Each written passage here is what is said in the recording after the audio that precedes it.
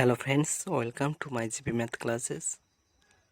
শুরু করছি আজকের সেশন এসএসসি জিডি এক্সামের রিজনিং পেপার সলিউশন। দেখো, প্রথম প্রশ্ন বলছে, রিজনিংয়ের প্রথম কোয়েশ্চেন বলছে কোড ভাষায় সুইট ফ্রুটস কোড করা হয় রিডে, ম্যাঙ্গো ইজ সুইট কোড করা হয় ডি মেকে। ঠিক আছে, এগুলো পড়ার থেকে প্রথমে আমরা স্ক্রিনে কোশ্চেন দেখা মাত্র এইভাবে লিখে নেব। এই যে আমি লিখেছি, যেমন লিখেছি সুইট ফ্রুটস, এইভাবে লিখে নেব। সুইট ফ্রুটসকে লিখছে এরা কি লিখছে রিডে। এরপর লিখেছি ম্যাঙ্গো ইজ সুইটকে লিখছে এরা ডি মেকে। Orange is sweet, orange is সাইট্রাসকে লিখেছে কে লে পে। আর যেটা লাস্ট দিয়েছে ইট অরেঞ্জ কে লিখছে পেনে, ইট অরেঞ্জ পেনে। এইভাবে আমরা লিখে নেব। এবার কি করব, দের কোশ্চেনে বলছে ম্যাঙ্গো শব্দের কোড কি হবে, মানে ম্যাঙ্গোর কোন কোড হবে। এই ধরনের কোশ্চেন করতে গেলে প্রথমে কোনটা কমন, সবচেয়ে কমন কোনটা আছে দেখতে হবে। প্রথম লাইনে কি সুইট ফ্রুটস, সেকেন্ড লাইনে আছে ম্যাঙ্গো ইজ সুইট। দেখো, থার্ড লাইনে অরেঞ্জ ইজ সাইট্রাস, আর ফোর্থে আছে ইট অরেঞ্জ। তাহলে ফার্স্ট অ্যান্ড সেকেন্ড থেকে আমি কমন পাচ্ছি সুইট। কে পাচ্ছি আমি SWEET সুইট। তাহলে ফার্স্ট আর সেকেন্ড থেকে কি সুইট ছাড়া কেউ অন্য, সুইট ছাড়া অন্য কেউ কমন নেই। তাহলে সুইটের কোড কোনটা হবে, দেখো ডি, ডি লিখে দিলাম। ওকে, তাহলে সুইটের কোড পেয়েছি DE ডে।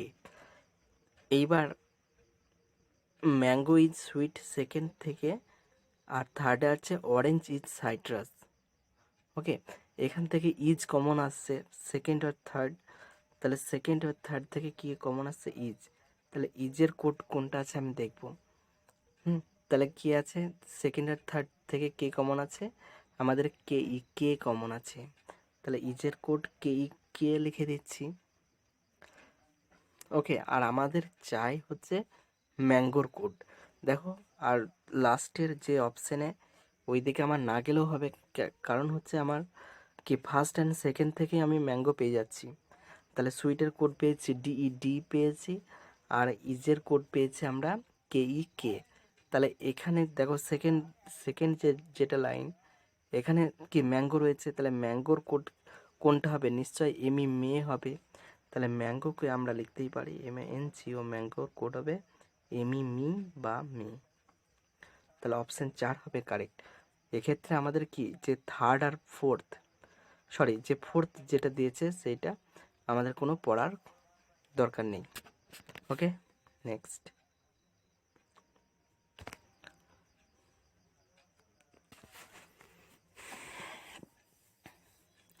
বলছে দ্বিতীয় সংখ্যাটি প্রথম সংখ্যার সাথে সম্পর্কিত, এবং ষষ্ঠ সংখ্যাটি পঞ্চম সংখ্যার সাথে সম্পর্কিত। একইভাবে বলছে তৃতীয় সংখ্যার সাথে সম্পর্কিত বিকল্পটি নির্বাচন করুন। তাহলে কি প্রথম সংখ্যা কোনো একটা যে কোনো রিলেশনে কার সাথে সম্পর্কিত, না তো দ্বিতীয়টা প্রথমটার সাথে। ঠিক সেইভাবে বলছে তৃতীয়টা কোনটির সাথে সম্পর্কিত হবে। দেখো, এখানে যে কোনো লজিক, এক্ষেত্রে এই ধরনের কোশ্চেনে যে কোনো লজিকই ফলো করতে পারে। এখানে যে লজিকটা খাটছে, দেখো 91 থেকে আমি যদি 42 যদি বাদ দিই, তাহলে কত হবে, 9 11 49। ওকে, তাহলে ফার্স্ট আর সেকেন্ডে ডিফারেন্ট হচ্ছে 49। সিমিলারলি লাস্ট অ্যান্ড যেটা ফিফথ অ্যান্ড সিক্স, দেখো 198 থেকে 149 যদি বাদ দিই, 9 আর কয় 18, 9 18 হাতে থেকে 1, 5 আর কয় নেই 4 নেই 49, মানে কি এদের গ্যাপগুলো হচ্ছে 49। ওকে, তাহলে অবশ্যই কি করব, তাহলে এখানে আছে থার্ড নাম্বার কত হচ্ছে 84, এর সাথে কি করব আমরা 49 যোগ করব। 9 আর 4 13, 3, 8 আর 4 12, 13, 133। দেখো তাহলে অ্যান্সার হবে কিন্তু 1, 133। আর এই ধরনের কোশ্চেন হলে যে কোনো লজিক খাটতে পারে, সেটা গুণ হোক, যোগ, ভাগ, স্কোয়ার টার্ম, কিউব, যে কোনো লজিক এক্ষেত্রে ফলো করে। নেক্সট,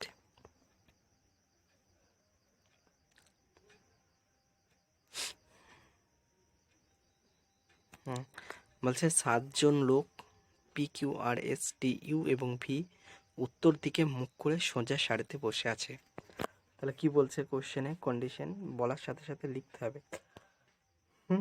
তাহলে উত্তর দিক আমি এইটা ধরছি নর্থ, মানে উত্তর, উপরের সাইডে এইটার দিকটা ধরছি আমি উত্তর দিক। ওকে, উত্তর দিক।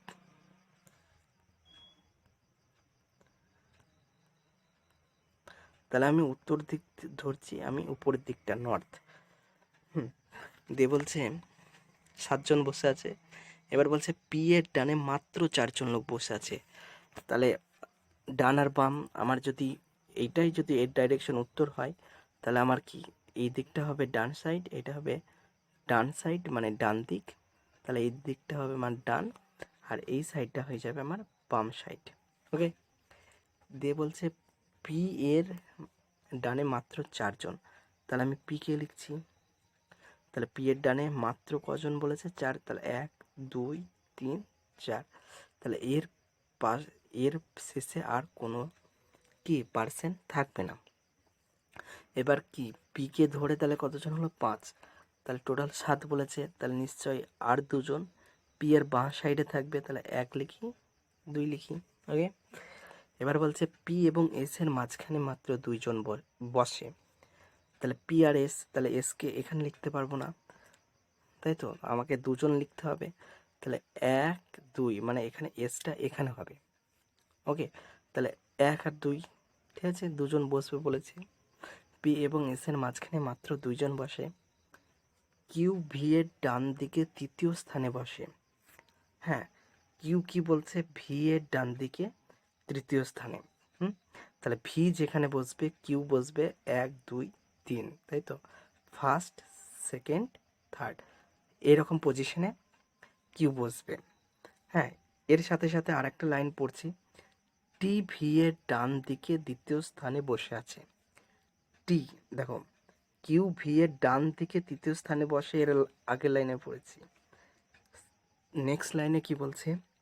টি ভি এর ডান দিকে দ্বিতীয় স্থানে বসে আছে। তাহলে টি হচ্ছে ভি এর ডান দিকে দ্বিতীয় স্থানে বসে আছে। ওকে, তাহলে আমি যদি টি ভি এর ডান দিকে দ্বিতীয় স্থানে বসে আছে, আমি লিখছি এখানে, যদি ভি কে লিখি তাহলে ভি এর ডান দিকে দ্বিতীয় স্থানে, তাহলে ফার্স্ট, সেকেন্ড, এখানে টি কে লিখতে পারবো। ওকে, আবার যদি আমি এখানে যদি ভি কে লিখতাম সেক্ষেত্রে কি হতো? কি বলেছে? টি ভি এর ডান দিকে দ্বিতীয় স্থানে, তাহলে ফার্স্ট, সেকেন্ড, এখানে কি টিকে লেখা যাবে না এখানে, কারণ কি এখানে তো পি বসেই আছে, তাহলে টিকে আমি কি করে লিখবো? তাহলে কোনটা ফলো করবে? দেখো, তাহলে এই যে লিখেছি ভি, টি ভি এর ডান দিকে দ্বিতীয় স্থানে বসে আছে, তাহলে ভি লিখেছি, টিকে আমি দ্বিতীয় স্থানে বসাচ্ছি। আবার এখানে কি বলেছে? কিউ ভি এর ডান দিকে তৃতীয় স্থানে বসে আছে, তাহলে এখানে যদি ভিটা লিখি তাহলে কিউটা কোথায় থাকবে? এটা হচ্ছে ফার্স্ট, সেকেন্ড, থার্ড, এখানে কিউ বসে থাকবে। ওকে, কিউ ভি এর ডান দিকে তৃতীয় স্থানে বসে আছে। ওকে, টি ভি এর ডান দিকে দ্বিতীয় স্থানে বসে আছে, টি ভি এর ডান দিকে, কন্ডিশন স্যাটিসফাই। এবার বলছে ইউ টি এর বাম দিকে দ্বিতীয় স্থানে বসে আছে। এটা দেখো, আবার ইউ টি এর বাম দিকে তৃতীয় স্থানে, তাহলে টি লিখেছি আমি। দেখো, তাহলে ইউ কোথায় বসবে? মানে হচ্ছে বাম থেকে তৃতীয় স্থানে, মানে ফার্স্ট, সেকেন্ড, থার্ড। ওকে, টি ইউ এর বাম দিকে তৃতীয় স্থানে, তাহলে ইউ আমার এখানে বসবে। হ্যাঁ, টি এর বাম থেকে তৃতীয় স্থানে। দিয়ে বলছে কে সারির চরম ডান প্রান্তে বসে আছে, তাহলে কে বসতে বাকি আছে? P Q R S T U V এর মধ্যে আমার আর বসতে বাকি আছে, তাহলে আর কে আমি লাস্টে বসিয়ে দেব। ওকে, তাহলে কে চরম ডান প্রান্তে বসে থাকবে? অপশন 1 হবে, আর হবে কারেক্ট অ্যান্সার। নেক্সট,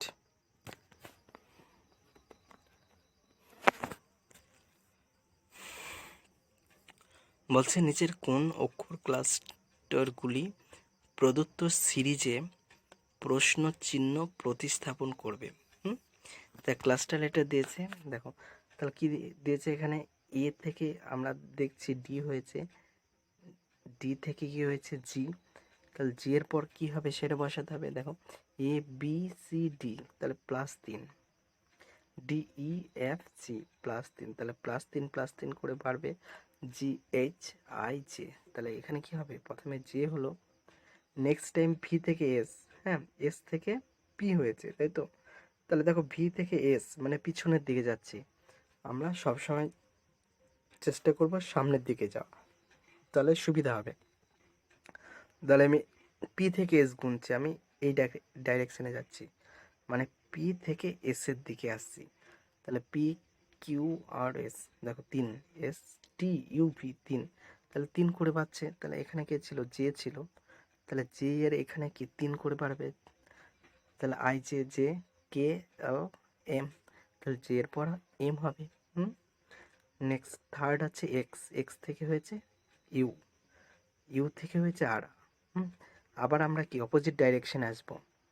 তাহলে আর থেকে আমরা ইউ আসি, আর ঠিক আছে, আর থেকে ইউ আসছে, আর এস টি ইউ 3, তাহলে এল থেকে আবার 3 আসবো, 3 ঘর, এল এম এন ও, তাই তো? তাহলে এম এর পর হচ্ছে ও হবে। নেক্সট আছে ই থেকে এইচ হয়েছে, এইচ থেকে কে হয়েছে, তাই তো? তাহলে ই এফ জি এইচ 3 করে বাড়বো, তাহলে কে এর সাথে 3 যোগ করবো, কে এল এম এন, তাহলে আমাদের অ্যান্সার হবে J M O N, option 2 হবে কারেক্ট।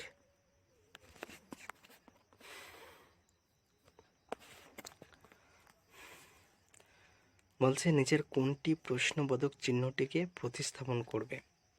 এখানে একটা সিরিজ দিয়েছে, তার সিরিজটা, এই সিরিজের কোয়েশ্চেন যে কোনো ধরনের দিতে পারে, এবং এর এর যে মানে অ্যান্সার করার পদ্ধতিও বিভিন্ন রকমের রয়েছে। এখানে যে রুলসটা ফলো করছে, দেখো 14 থেকে 27, 27 থেকে 51, দেখো 14 দুগুণে কত হয়? 14 দুগুণে 28 -1, 27। ওকে, 27 থেকে 51 কী করে হচ্ছে? দেখো 27 × 2, সরি 53, তো 27 থেকে হচ্ছে 53।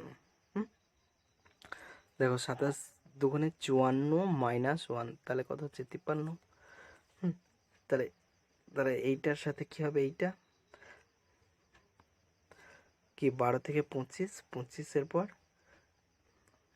এইটা, তাই তো? তাহলে 53, তাহলে 53 × 2 করবো, -1 করবো, তাহলে অ্যান্সার 3 দুগুণে 6, 5 দুগুণে 10, -1, মানে অ্যান্সার হবে আমার 105। ওকে, তাহলে অপশন এ হবে আমাদের কারেক্ট। নেক্সট,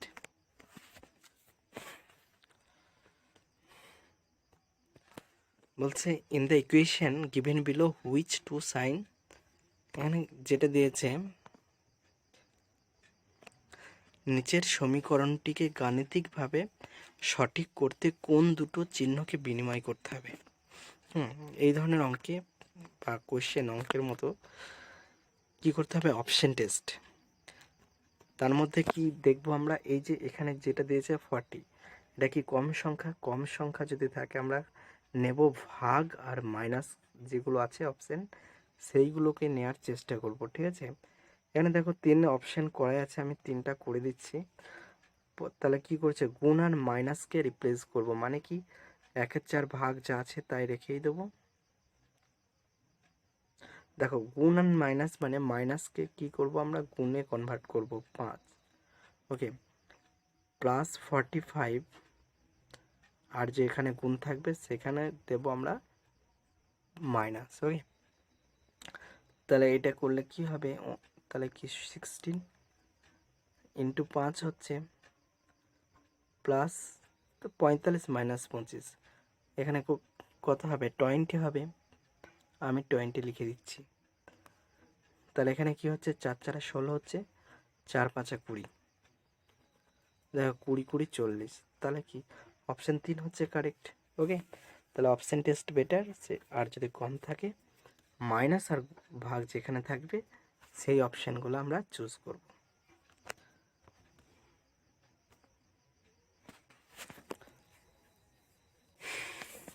বলছে বিকল্পটি নির্বাচন করুন যা পঞ্চম পদের সাথে সম্পর্কিত। একইভাবে দ্বিতীয় পদ প্রথম, তাহলে দ্বিতীয়র সঙ্গে কি প্রথম পদের সাথে সম্পর্কিত, এবং চতুর্থ পদটি কি তৃতীয় পদের সাথে সম্পর্কিত। এইভাবে আমাদের পঞ্চমটি কোন পদের সাথে সম্পর্কিত সেটা বের করতে হবে। এখানে যেটা দিয়েছে প্রিপেয়ার, PREPARE,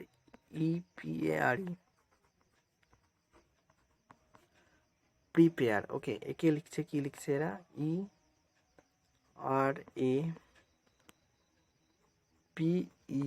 ERAPERP। ঠিক আছে, প্র্যাকটিস করলে তখন এইভাবে না লিখলেও হবে, দেখেই বোঝা যাবে এইগুলো। দেখো এখানে কি করছে, এই পিপি ফিক্সড রেখেছে। এইপি ফিক্সড। দ্বিতীয়টার যদি দেখি কম, দেখো 3টে লেটারের পর ফিক্স লেটার রাখছে এরা। দেখি করছে এটাকে PRE কে লিখেছে, কি দিয়েছে? প্রিপেয়ার, তাই তো? হ্যাঁ, দেখো তাহলে কি মিডিলটা ফিক্সড রাখছে, তিনটে করে থাকছে, আর মিডিলটা আমাদের ফিক্সড রাখছে। আর কি করছে, এই যে ARE রয়েছে, ARE, এইটাকে এরা ঠিক এখানে মানে উল্টো করে লিখছে, কি লিখছে? ERA। আর এই সাইডে যেটা আছে সেইটা আবার এই দিকে আমার উল্টো করে লিখে দিয়েছে ERP। দেখো ERP, হ্যাঁ ERP মানে অপোজিটে লিখছে। তাহলে আমাদের দিয়েছে ডেসপেয়ার। তাহলে ডেসপেয়ার আমি এখানে লিখছি DESPAIR। তাহলে ডেসপেয়ারের কি হবে, এইটা আমাকে বের করতে হবে।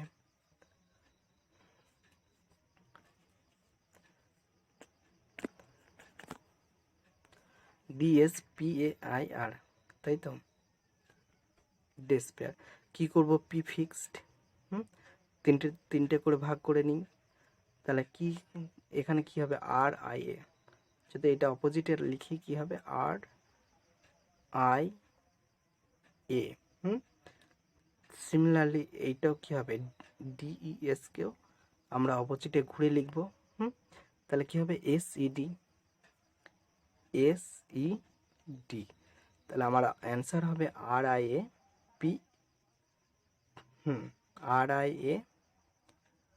PSED। হ্যাঁ, অপশন 1ই হবে correct. Next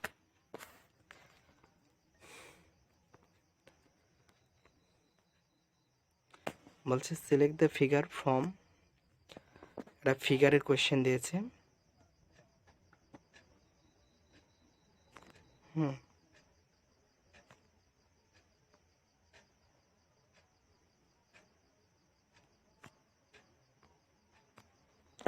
Select the figure from among the given option that can replace the question mark in the following series.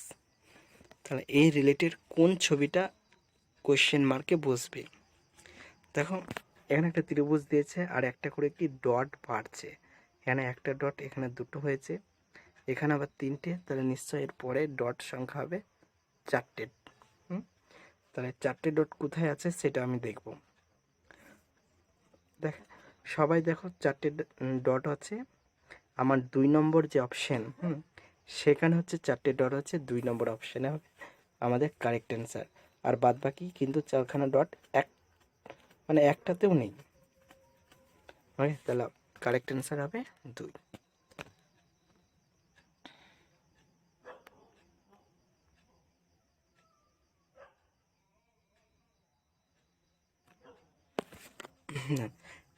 Three different positions of the same dice are shown. Find the numbers on the face opposite the face showing 3। হ্যাঁ, মানে 3-এর এখানে যে dice দিয়েছে, যে ছক্কা, তার 3 মানে 3-এর অপোজিটে কোন নাম্বারটা আসবে সেটা আমাকে লিখতে হবে। আমরা কি করি সাধারণত যে যে শিখেছি কি করে লিখতাম 3 4 2, তাই তো। এরপরে লিখতাম যে আবার এইভাবে ক্লকওয়াইজে লিখতাম 3 5 6।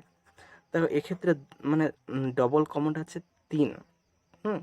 আবার এখানে দিয়ে আমরা কি, হ্যাঁ, যে প্রসেসটা আমরা শিখেছি আগে এইভাবে করতাম, দিয়ে 4-এর অপোজিটে যে থাকতো সেইটা হচ্ছে তার অপোজিট, মানে 4-এর অপোজিটে তখন বলতাম 5 আছে, 2-এর অপোজিটে আছে 6, এটা আমরা শিখেছি। কিন্তু এখানে কি 3টেতেই দেখো 3টে ডাইস আছে, 3টে 3 রয়েছে, লাস্টেও রয়েছে 4 6 3, 4 6 3 এরকম করে রয়েছে। তাহলে এরকম যদি থাকে একাধিক কমন, একাধিক যদি কমন থাকে সেক্ষেত্রে আমরা কি করব, দেখো সেক্ষেত্রে কি করব, 3-এর সাথে কি আছে এখানে 2 4, যাদেরকে আমরা দেখতে পাবো তারা অপোজিটে কি, তারা অপোজিটে থাকতে পারে না, তারা সামনে রয়েছে, মানে বিপরীতে থাকবে না। তাহলে 3-এর সাথে কে থাকবে না, 2 4 থাকবে না, 3-এর সাথে 6 5 থাকবে না, 3-এর সাথে কি 4 আর 6ও থাকবে না। তাহলে 1 থেকে 6 পর্যন্ত ডাইসের সংখ্যা থাকে, তাহলে কে থাকবে, আমার অপশন 3, মানে 1 হবে কারেক্ট অ্যান্সার। ওকে, নেক্সট।